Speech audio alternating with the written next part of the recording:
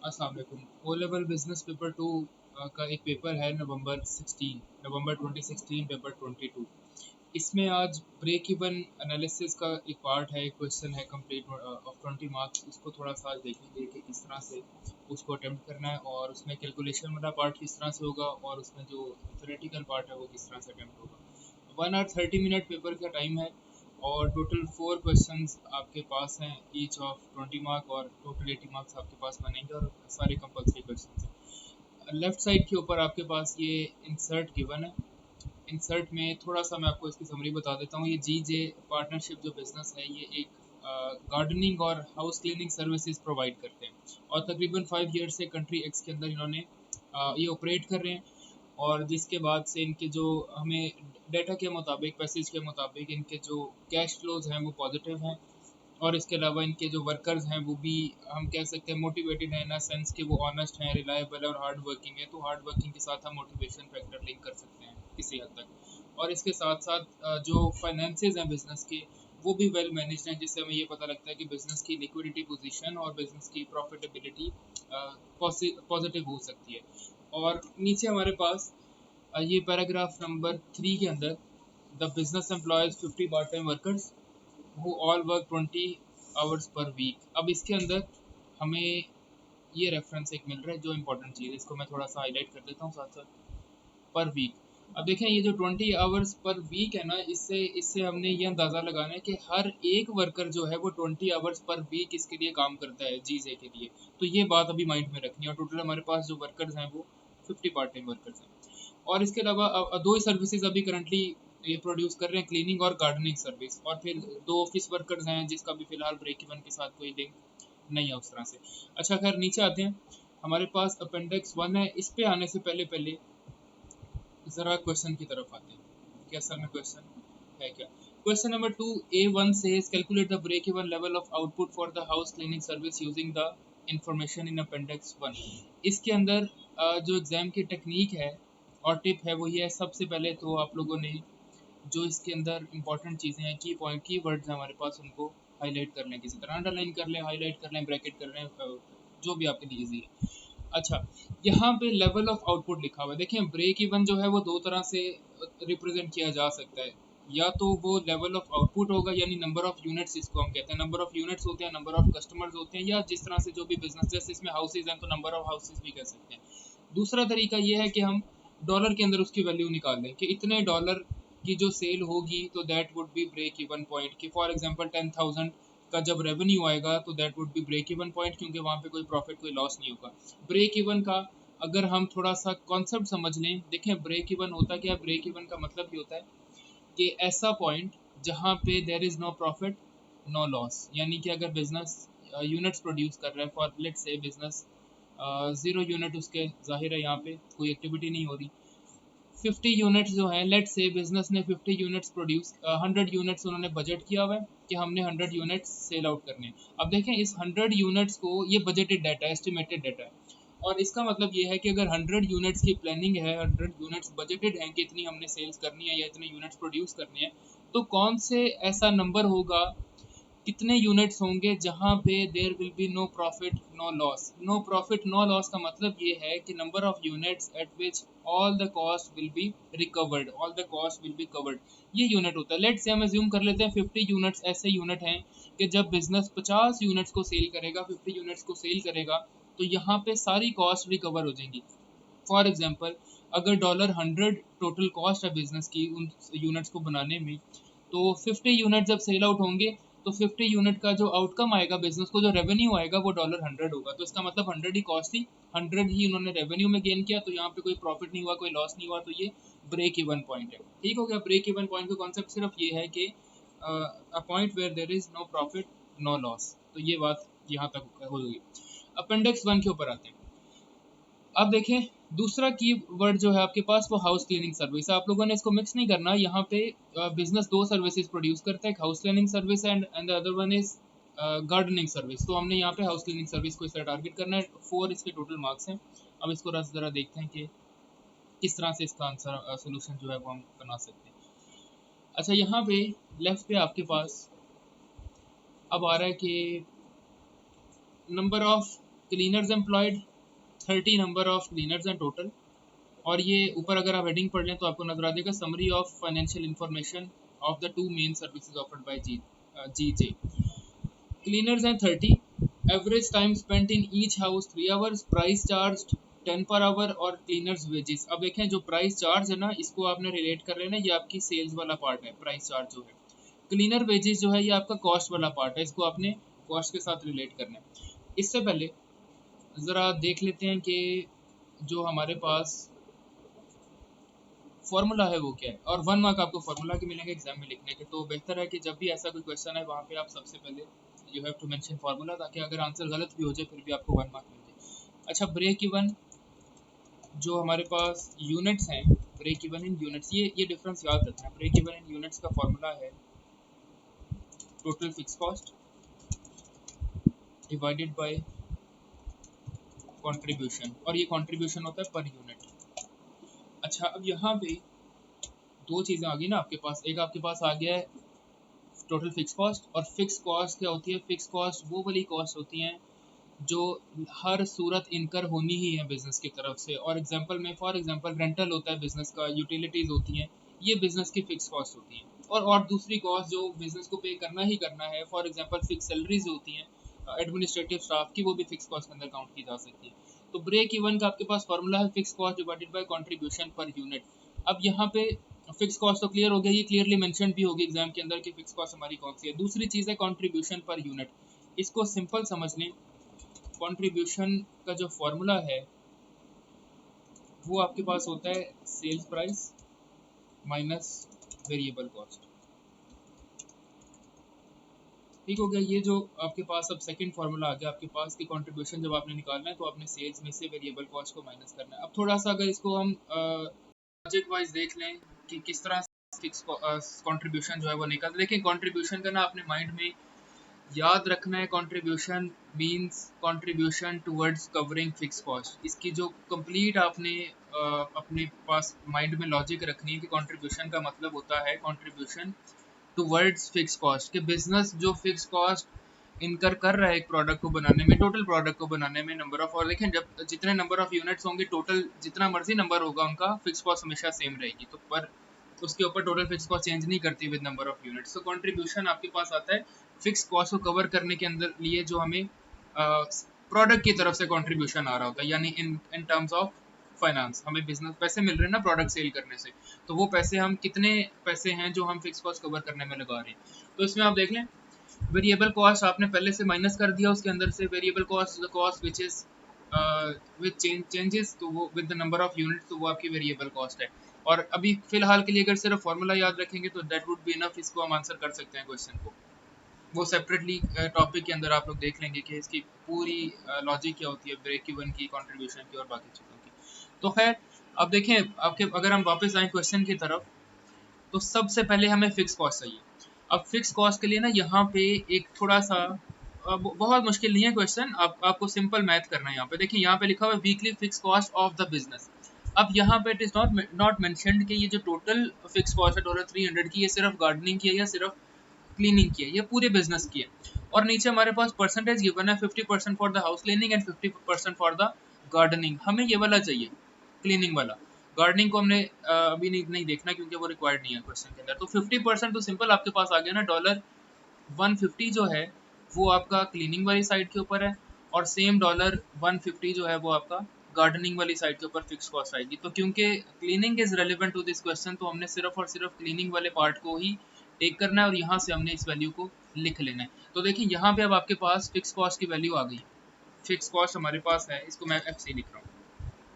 Fix cost is $150। ठीक हो गया। और इसमें नंबर ऑफ यूनिट का कोई हिसाब किताब नहीं होता, आपने से कोई नंबर ऑफ यूनिट के साथ मल्टीप्लाई नहीं करना, आपने सिंपल इसको इसी तरह से लिखना है। तो ये हमारे पास फिक्स कॉस्ट आ गया।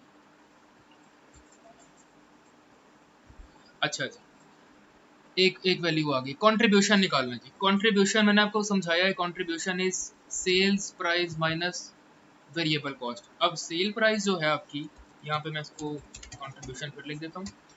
और अब देखिए ज़रा लेफ्ट पे वापस इंसर्ट के ऊपर आते हैं, कंट्रीब्यूशन को देख लेते हैं कि हमने किस तरह से फाइंड आउट करना है। आपके पास प्राइस है $10। अब यहाँ पे ना एक छोटी सी ट्रिक है जिससे आपने कंफ्यूज नहीं होना, बल्कि इसको आपने स्मार्टली आंसर कर लेना है। $10 पर आवर लिखा हुआ है, ठीक हो गया, $10 पर आवर लिखा हुआ है। और हमारे पास जो यहाँ पे एवरेज टाइम स्पेंट है वो 3 आवर्स लिखा हुआ है। इसका मतलब हर एक घर में, अब याद रखें, हम कंट्रीब्यूशन पर यूनिट के हिसाब से निकाल रहे हैं, मींस कंट्रीब्यूशन पर हाउस के हिसाब से निकाल रहे हैं। तो हमने अभी नंबर ऑफ वर्कर्स को नहीं देखना, हमने सिर्फ नंबर ऑफ हाउस को देखना, टोटल आवर स्पेंड जितने भी हैं और जितनी उसकी प्राइस है वो हमने लिखनी है। तो देखें, एक घर के ऊपर 3 घंटे एक बंदा काम करता है जाके, जो इनका क्लीनर है, और वो एक आवर का चार्ज करता है $10। तो 3 आवर्स का कितना हो गया जी? 3 आवर्स की आपकी जो टोटल सेल हो गई है, जो सेल प्राइस हमने चार्ज किया किसी को, दैट इज $30। तो यहाँ पे आपने $10 नहीं लिखना कंट्रीब्यूशन कैलकुलेट करते हुए, सेल्स प्राइस इज $30, क्योंकि एवरेज टाइम है ना, एवरेज टाइम इसका मतलब टोटल जितने भी घर ये सर्व करेंगे, जितने हाउसेस को सर्व करेंगे, एवरेज टाइम उनका 3 आवर्स निकलता है। तो हमने उस एस्टिमेटेड डाटा को ही फॉलो करना और उसके हिसाब से हमने वैल्यू निकाल लेनी। फिर देखें, $10 पर आवर जो है वो आपकी प्राइस चार्ज है, यानी 1 घंटे का आपको $10 मिलेगा क्लीनर को, और उसने एक घर के अंदर 3 आवर्स काम किया है। तो बिल्कुल सिंपल है, 3 घंटे काम किया, 1 आवर का $10 है, तो 10 को मल्टीप्लाई करें 3 आवर से, $30 जो है वो हमारी सेल है, $30 की पर हाउस हमारी सेल है। यहाँ पे अब आप वापस आएंगे, सेल प्राइस को आप लिख देंगे $30। ठीक हो गया, सिंपल हो गया ना, आपने सिर्फ नंबर ऑफ आवर्स को पर आवर की जो प्राइस है उसके साथ मल्टीप्लाई कर देना। अच्छा, $30 वेरिएबल कॉस्ट क्या है जी? अब वेरिएबल कॉस्ट की तरफ जब आएंगे तो दोबारा से इसको जरा इंसर्ट को देख लें।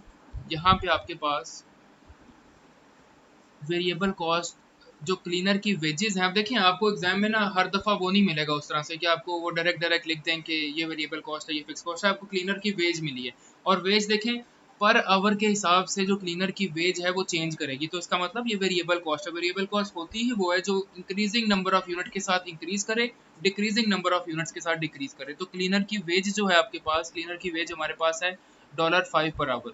अब $5 पर आवर है, और हमें पता है टोटल टाइम एक वर्कर एवरेज हाउस में कितना स्पेंड कर रहा है जी? 3 आवर स्पेंड कर रहा है। तो आपने इसको मल्टीप्लाई कर देना, सिंपल 5 × 3 करें, 5 × 3 करेंगे तो आपके पास आंसर आ जाएगा $15। ठीक है, फिर समझ लें, 3 आवर्स हर वर्कर एक हाउस के अंदर स्पेंड कर रहा है, उसको पर आवर की जो वेज है वो मिल रही है $5। तो 3 आवर्स उसने वर्क किया, तो 5 × 3 इज इक्वल टू $15। ये हमने वर्कर को $15 पे करना है। अब थोड़ा सा सिंपल करके देख लेते हैं, यानी एक घर के अंदर जो क्लीनर किया था $30 उसको मिला, वहां से 15 जो थी $15 वो उसकी अपनी वेज थी, वो बिजनेस ने उसको पे कर दिया। तो हम यहाँ पे वापस आके लिखेंगे राइट पे $30 माइनस $15। तो अब देखें, ये आपका कंट्रीब्यूशन निकलेगा, आंसर हमारे पास आता है जी, आंसर आता है इज इक्वल टू $15। ये हमारा कंट्रीब्यूशन पर हाउस है, इसको मैं साथ मेंशन कर देता हूँ कि ये पर हाउस है।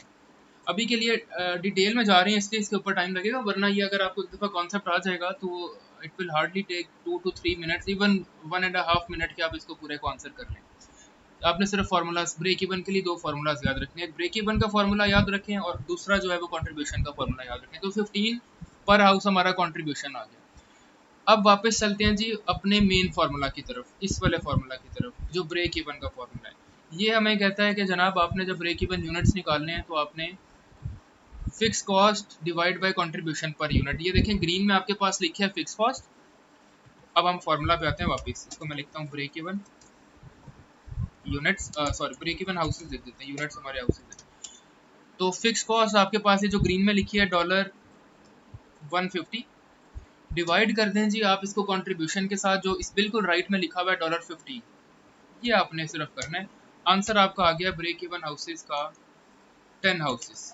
और ये आपने जब लिखना है तो आपने कंप्लीट लिखना है 10 हाउसेज पर वीक। क्यों? क्योंकि क्वेश्चन में देखें ऊपर लिखा हुआ है break even level of output, तो यहाँ पे हमारे पास सारा डाटा जो था वो वीक के अंदर गिवन था, तो हमने पर वीक यहाँ पे मेंशन कर देना है कि हम 10 हाउसेज पर वीक। अब देखें, इसका मतलब ये हुआ है कि बिजनेस जो है, ये जो GJ है, जब ये 10 हाउसेज पर वीक सर्व करेगा, उनको सर्विसेज प्रोवाइड करेगा, तो ये इसका ब्रेक इवन होगा।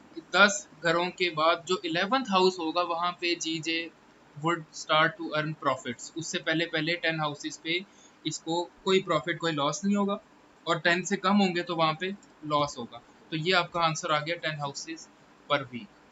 ठीक हो गया। इसमें अगर आपको कोई कंफ्यूजन होगी तो आप पूछ सकते हैं बाद में कमेंट्स के अंदर और मेंशन करके। तो ये आपका आंसर आ गया जी, 10 हाउसेस पर वीक। सिंपल। आगे चलते हैं। आगे हमारे पास देखें अगला पार्ट है, नेक्स्ट पार्ट से calculate the weekly profit for the house cleaning service using the information in appendix 1।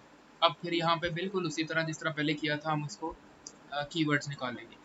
अब देखें एक कीवर्ड है आपके पास वीकली प्रॉफिट, मंथली प्रॉफिट की तरफ नहीं जाना, पर डे प्रॉफिट की तरफ नहीं जाना, आपने वीकली प्रॉफिट निकालना है क्योंकि इन्फॉर्मेशन डाटा के अंदर वीक वाइज गिवन है, तो सिंपल हो जाएगा हमारे लिए। और दूसरी बात फिर हाउस क्लीनिंग सर्विस के लिए, और हमने अपेंडिक्स 1 को यूज़ करना है। तो वापस आते हैं जरा अपेंडिक्स 1 के ऊपर राइट पे। अगर आप लोग इसको देखें थोड़ा सा, इसको मैं क्लियर कर देता हूँ ताकि अगली पार्ट अंडरस्टैंड हो जाए। अच्छा, वीकली प्रॉफिट है। सबसे पहले देखिए आप लोग याद रखें प्रॉफिट का फॉर्मूला क्या होता है। जेनेरिक फार्मूला जो है प्रॉफिट का, आपने सिंपल हमेशा याद रखना है। प्रॉफिट का एक ही फार्मूला होता है, which is profit is equal to total sales minus total cost. ठीक है, ये आपका जनरल फार्मूला है प्रॉफिट का, और इसको तो भूलना ही नहीं है ना, क्योंकि ये तो आपके अकाउंटिंग में भी यूज़ हो रहा है, आपका बिजनेस में भी यूज़ हो रहा है, तो इसलिए इसको लेके चलना साथ साथ। और ये तो सिंपल मैथ है और आपको इसमें कोई कंफ्यूजन होनी नहीं चाहिए।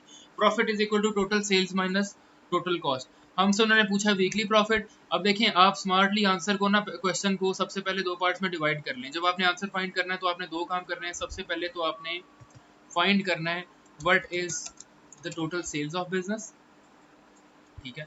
दूसरा आपने याद रखना है what is the total cost of the business. दो चीज़ें हमने फाइंड करनी है। सिंपल उसको हम करेंगे, उसका सब्ट्रैक्ट करेंगे उसमें से कॉस्ट को सेल्स में से, तो हमारे पास आंसर आ जाएगा। सेल्स को फाइंड आउट करने के लिए दोबारा से चलते हैं इसके ऊपर, अपेंडिक्स के ऊपर। अपेंडिक्स सेल्स यहाँ पे आपके पास अब आपने ना थोड़ा सा चीज़ों को देखना है। पर वीक है, नंबर ऑफ क्लीनर जो है एम्प्लॉयड वो है 30, ठीक है। और जैसा कि मैंने पैसेज को रीड करते हुए थोड़ा सा आपको ये सेकंड लास्ट पैराग्राफ में बताया था, आपने चीज़ को अंडरलाइन करना है 20 आवर्स पर वीक। अब देखिए लिखा क्लियरली मेंशन है ना, the business employs 50 part time workers who all work 20 hours per week. अब यहाँ पे आप दो तरह से ट्रिक हो सकते हैं। एक तरीका यह है कि आप 50 पार्ट टाइम वर्कर कंसिडर कर लेंगे कि टोटल 50 वर्कर्स हैं जो काम कर रहे हैं, तो ये रॉन्ग हो जाएगा, क्योंकि आपने अपेंडिक्स 1 में देख लिया नंबर ऑफ क्लीनर्स एम्प्लॉयड 30 हैं, जो 50 हैं वो टोटल वर्कर्स हैं, जिसमें हो सकता है 20 जो है वो गार्डनिंग वाली सर्विस के लिए हो, तो हमें तो वो रिक्वायर्ड नहीं है, तो इसीलिए must not use 50 part time workers, आपने 30 को यूज करना है। दूसरा आपके पास मिस्टेक जो हो सकती है वो ये हो सकती है कि आप 20 आवर्स पर वीक के ऊपर जाएंगे नहीं, आप फाइंड ही नहीं करेंगे कि वो कहाँ पे उसका हमारे साथ ताल्लुक है। तो देखें अपेंडिक्स 1 उन्होंने लिखा हुआ है क्वेश्चन में यूजिंग अपेंडिक्स 1, लेकिन असल में जो हमारी एडिशनल इन्फॉर्मेशन गिवन है वो पैसेज के अंदर ही गिवन थी, वो अपेंडिक्स 1 में नहीं थी। अब जो बच्चे जिनकी हो सकता है उन्होंने इतनी इनफ प्रैक्टिस ना की हो, ऐसे क्वेश्चन को कैलकुलेशन वाले क्वेश्चन को अटेम्प्ट ना किया हो, तो वो अपेंडिक्स 1 में ही घूमते फिरते रह जाएंगे और उन्हें आंसर ही नहीं मिलेगा कि हमने किस तरह से इसको क्लियर आंसर निकाला। तो लाजमी पैसेज के अंदर जो पर्टिकुलरली फिगर्स होती हैं, नंबर्स होते हैं, डॉलर में वैल्यूज हों या आवर्स के अंदर वैल्यूज हों, लाजमी उनको हाईलाइट कर लें, अब बहुत हेल्पफुल होगा आपके लिए। तो 20 आवर्स पर वीक ऊपर लिखा हुआ है। अब देखें एक वर्कर जो है, एक वर्कर वो 20 आवर्स पर वीक काम करता है, टोटल वर्कर नहीं करते, एक वर्कर 20 आवर्स पर वीक काम करता है। अब इसको थोड़ा सिंपल करते हैं। अगर एक वर्कर देखें 20 आवर्स पर वीक काम कर रहा है, तो हमारे पास जो वर्कर्स हैं क्लीनिंग में वर्क करने वाले वो 30 हैं, तो सिंपल आप 30 को मल्टीप्लाई कर दें 20 के साथ, सिंपल हो गया ना। एक वर्कर 20 आवर्स काम करता है तो 30 वर्कर्स कितना काम करेंगे, सिंपल 30 मल्टीप्लाई 20 करेंगे, आपके पास आ जाएगा 600, ठीक है। इसका मतलब कि क्लीनिंग सर्विस में जो वर्कर्स ने टोटल टाइम स्पेंड किया 30 वर्कर्स ने, दैट इज 600 आवर्स, सिंपल। और फिर 600 आवर्स हैं, पर आवर की प्राइस कितनी है जी, पर आवर की प्राइस है $10 पर आवर, ये देखें ये लिखा हुआ है, प्राइस चार्ज लिखा हुआ है। आप अब देखें वर्कर्स ने 600 आवर्स काम किया, हर घंटे की उनको प्राइस मिली $10। आप जब 600 को 10 से मल्टीप्लाई करेंगे योर आंसर विल बी 6000, और ये वैल्यू आपके ये डॉलर के अंदर $6000, क्योंकि आपने प्राइस के साथ मल्टीप्लाई किया है। इसका मतलब कि इन 30 के 30 वर्कर्स ने टोटल जो पर वीक में काम किया था पर वीक क्यों? क्योंकि हमने 20 आवर से मल्टीप्लाई किया है। तो इन वर्कर ने जो पर वीक जितना इनकम गेन बिजनेस को जो रेवेन्यू जनरेट करके दिया दैट इज $6,000। क्लियर हो गया? तो अब मैं इसको वापस दोबारा आके फॉर्मूला में भी लिख देता हूँ, थोड़ा सा इसको और क्लियर कर लेते हैं। टोटल सेल्स देखें, सेल्स के अंदर पहला एलिमेंट आपका आ रहा है 30 क्लीनर्स, इसको मैं बल्कि मेंशन कर देता हूँ, 30 क्लीनर्स मल्टीप्लाई बाय 20 आवर्स। एक जो वर्कर था वो वर्क कर रहा है 20 आवर्स, तो 30 क्लीनर को हम 20 आवर्स से मल्टीप्लाई कर देंगे। फिर हमारे पास जो इनकी प्राइस है वो आ रही है $10, इसको मैं डॉलर में मेंशन कर देता हूँ, $10 पर आवर। आंसर आपके पास आ जाएगा $6,000।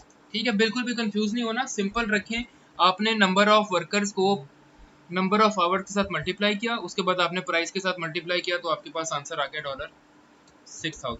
इसको मैं यहाँ पे हाईलाइट भी कर देता हूँ। ये टोटल सेल्स हैं, ये बिजनेस की पर वीक टोटल सेल्स थी कि उसके वर्कर्स ने कितना रेवेन्यू बिजनेस को जनरेट करके दिया है इस पूरे वीक के अंदर। ठीक है, ये हमारे पास सेल्स आ गई। अच्छा जी, कॉस्ट वाले पार्ट के ऊपर चलते हैं। एक पार्ट कवर हो गया, टोटल कॉस्ट है आपके पास। अब कॉस्ट के लिए भी ज़रा वापस आ जाए इंसर्ट के ऊपर लेफ्ट पे, और अब देखिए तो फिर सिमिलर कैलकुलेशन करनी है। 30 वर्कर्स हैं, 20 आवर्स पर वीक स्पेंड कर रहा है एक worker, 30 multiply 20 is equal to 600 hours in total. सारे वर्कर ने 600 आवर्स प्रोड्यूस किया। अब देखिए इन्होंने 600 आवर्स वर्क किया, बिजनेस इनको पे कितना कर रहा है हर पर आवर के लिए? बिजनेस पे कर रहा है $5। तो इसका मतलब जब आप कॉस्ट कैलकुलेट करेंगे तो you have to multiply 600 hours into $5, तो आपका आंसर आ जाएगा, ये आएगा आपका 3000। 600 मल्टीप्लाई $5। देखें अर्न वो कर रहे हैं, जो इनकम रेवेन्यू जनरेट कर रहे हैं वो है 6000 टोटल, और बिजनेस जो उनको एज अ वेज पे कर रहा है, जो बिजनेस के लिए एक्सपेंस है, कॉस्ट है, that is 600 hours multiply $5 per hour. तो आपका 300 जो है वो आपका एक्सपेंस है। ये 300 नहीं, सॉरी 3000 आ रही है, $3000 आ रहा है, 600 मल्टीप्लाई $5। अब वापस आते हैं जी कॉस्ट की तरफ। अब देख लें, यहाँ पे आपके पास जो कॉस्ट है वो आपकी बनेगी। सबसे पहले तो वर्कर्स कितने हैं? 30 हमारे क्लीनर्स हैं। ठीक है, हर क्लीनर कितना वर्क कर रहा है जी? 20 आवर्स वर्क कर रहा है। उसको हम पे कितना करेंगे पर आवर के लिए? $5 पे करेंगे। आंसर निकाल लें, आंसर आपके पास 30 इंटू 20 600, 600 इंटू 5 आपके पास आ जाएगा $3000। तो देखें हमारी जो बिजनेस की टोटल कॉस्ट है जीजे की वो है $3000।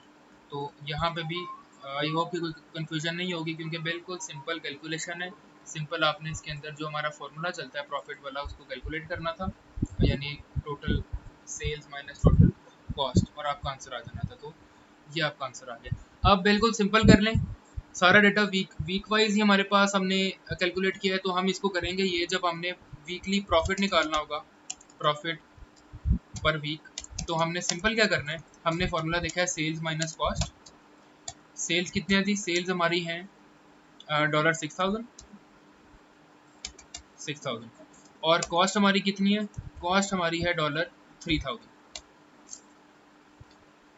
अब यहाँ पे एक और चीज़ समझें, एक चीज़ याद रखें, कॉस्ट के दो पार्ट्स होते हैं।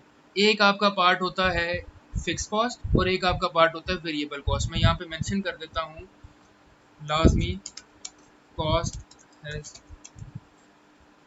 Two parts. एक आपका पार्ट होता है फिक्स कॉस्ट, सेकंड पार्ट आपका होता है वेरिएबल कॉस्ट।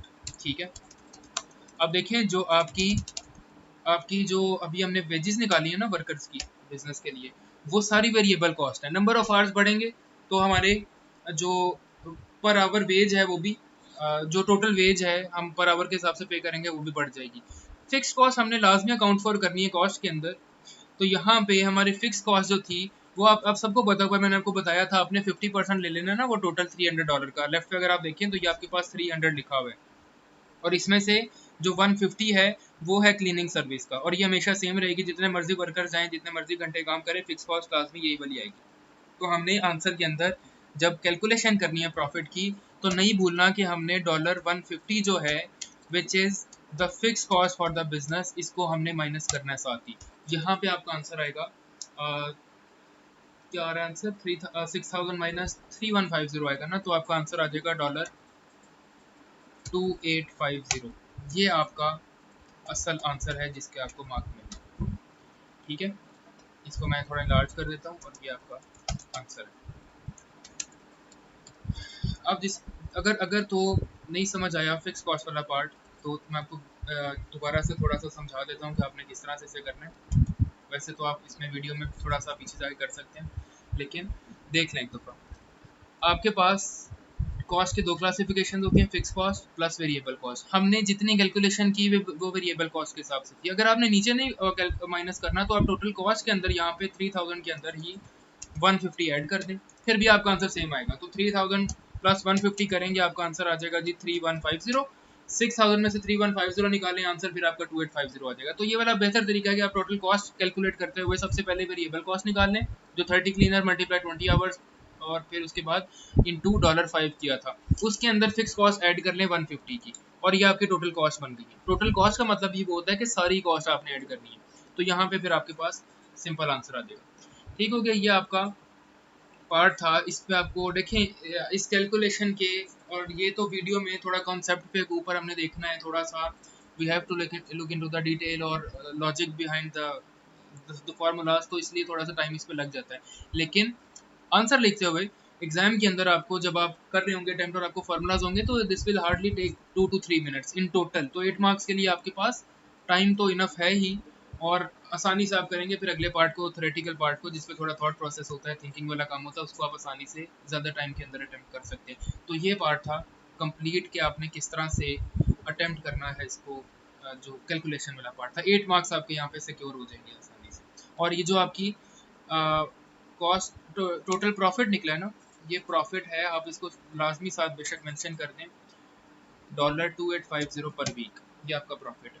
ठीक है, और दोनों पार्ट्स में करना ये है, लाजमी टॉप के ऊपर फार्मूला लिख दें, ताकि अगर आपको आपकी कैलकुलेशन गलत हो रही है, आपको 1 मार्क फार्मूला का मिलेगा। दोनों पार्ट्स के अंदर 1 मार्क आपको नीचे मिलेगा, 1 मार्क आपको ऊपर मिलेगा कि आपने 2 मार्क्स इन टोटल 8 में से 2 मार्क्स सिर्फ फार्मूला लिखने के आपको मिल जाएंगे। तो आई होप कि आपको ये समझ आ गया होगा।